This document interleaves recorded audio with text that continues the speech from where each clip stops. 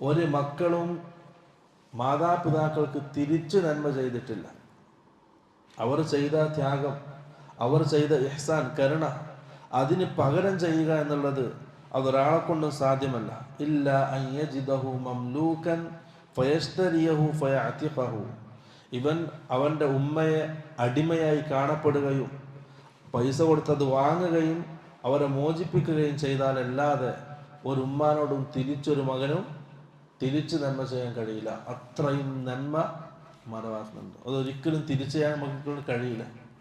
ഏതവസ്ഥയിലല്ലാതെ അടിമയെ കാണപ്പെടുകയും വാങ്ങി മോചിപ്പിക്കുകയും ചെയ്താലല്ലാതെ ഒരിക്കലും ഒരാൾക്കും തിരിച്ചു ചെയ്യാൻ കഴിയില്ല. അടുത്തൊരു ഹദീസ്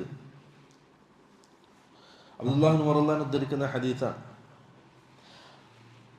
قال سمعت أبي يحدث أنه شهد ابن عمر